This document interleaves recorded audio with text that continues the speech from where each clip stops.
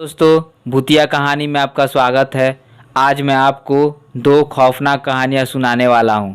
तो चलिए बढ़ते हैं अपनी पहली कहानी की ओर।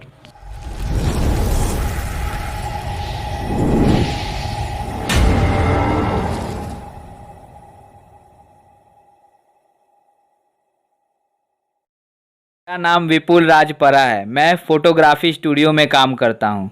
मेरे पास खुद का कैमरा आ चुका था, इसलिए मैं प्राइवेट ऑर्डर्स भी ले लेता था।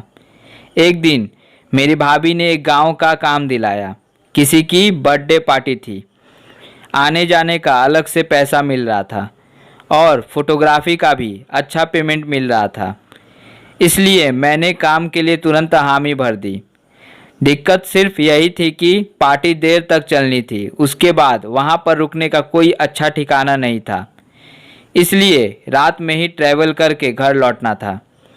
काश उस खौफनाक रात की याद मैं अपनी ज़िंदगी से मिटा सकता।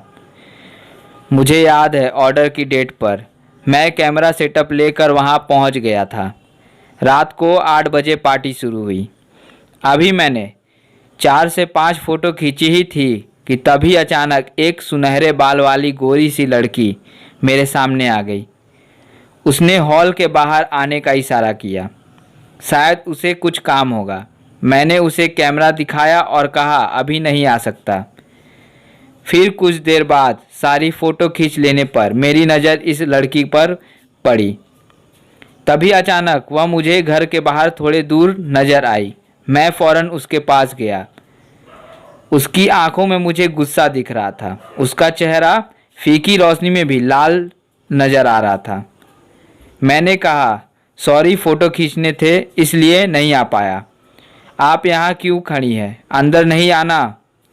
कुछ देर तक वह मुझे ऐसे ही घूरती रही। उसके बाद वह झाड़ी की ओर इशारा करने लगी। मैंने हाथ के इशारे से मना किया और घर की ओर उसे चले जाने को कहा। अब उसके चेहरे पर गुस्से की जगह नाराज़गी का हाव भाव था। उसने हाथ के इशारे से ही मुझे लौट जाने को कहा। मेरे देखते ही देखते वह झाड़ी के पार चली गई। मुझसे रहा नहीं गया तो मैं भी उसके पीछे पीछे जाने लगा। मैंने उस वक्त अपनी बेवकूफ़ी का अंजाम तक नहीं सोचा। कुछ देर चलने पर मुझे बहुत अंधेरा सामने से दिखा। मैं अचानक बेचैन हो गया। मुझे खूब पसीना आने लगा। अब मेरा दिल मुझे चेतावनी दे रहा था कि कुछ बुरा होने वाला है। मेरा फ़ोन जेब में पड़ा था, इसलिए कपकपाहट के मारे मैं उसे ऑन तक नहीं कर पाया था। अचानक मेरी नज़र भूरे पत्थर पर गई। ऐसा लग रहा था कि वहाँ पर 2 लोग बैठकर बातें कर रहे हैं। मैं गिरते पड़ते उनकी ओर जाने लगा, लेकिन जब मैं वहाँ पहुँचा तो मेरी आत्मा कांप गई। वहाँ पर वही लड़की बैठी थी जिसने मुझे झाड़ी के भीतर आने को कहा था। अब उसका विकराल रूप मेरे सामने था। एक धड़ पर 2 सिर वाला भयानक नज़ारा देखकर मेरी चीख निकल गई। उस लड़की के धड़ पर जो एक और सिर लगा हुआ था वो बुरी तरह कुचला हुआ था। उस भयानक आकृति से दिल दहला देने वाली आवाज़ें आ रही थीं। मैं उसी वक्त वहाँ से अंधाधुंध भागा और किसी तरह एक कच्चे रास्ते पर आ गिरा। थोड़ी ही देर में 2 बुलेट वाले लड़के आए और मुझे बर्थडे वाले मकान पर ले गए। उन्होंने मुझे धमकाते हुए पूछा कि मैं वहाँ झाड़ी के भीतर क्या कर रहा था। अब लड़की वाली बात बताकर मैं अपनी मुश्किल और नहीं बढ़ाना चाहता था। तभी अचानक उन्होंने मुझे जोर का चांटा मारा और कहा कि फ़ोटो वापस देने के लिए भी यहाँ वापस मत आना। उन्होंने मेरे पैसे दिए और फ़ौरन वहाँ से चले जाने को कहा। मैं उस जगह से तो चला गया, लेकिन इस घटना के बारे में पता करने पर मेरे रोंगटे खड़े हो गए। उस घर के मालिक ने ही परिवार के साथ मिलकर अपनी जवान बेटी और उसके प्रेमी की मौत के घाट उतार दिया था। कहा जाता है उन दोनों को वहीं कहीं झाड़ी के भीतर मारकर गाड़ दिया गया था। तब से उन दोनों की आत्माएं वहाँ घूम रही हैं। वहाँ झाड़ियों में आए दिन मरे हुए पक्षी और जानवर भी पाए जाते हैं। मैं उस खतरनाक जगह से जिंदा तो बच आया, लेकिन कभी ना मिटने वाली भयानक याद मेरे जहन में बस गई। दोस्तों, बढ़ते हैं अपने दूसरी कहानी की ओर। मेरा नाम रणविजय बादल है। मेरे पिता एक बिजली कंपनी में कर्मचारी हैं। आज से करीब 1 महीने पहले की बात है। माँ ने मुझे मंडी जाकर सब्जी लाने को कहा। मैं अपना काम निपटाकर बाजार की ओर जाने लगा। तभी अचानक मुझे ज़ोर ज़ोर से एक कुत्ते के रोने की आवाज़ें आने लगी।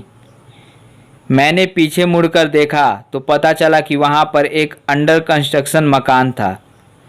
मुझे लगा कि भूख के मारे कुत्ता रो रहा होगा, इसलिए सब्जी लेकर आते वक्त मैं पार्ले बिस्कुट का पैकेट लेकर उस मकान की ओर जाने लगा ताकि उस कुत्ते को कुछ खिला सकूं।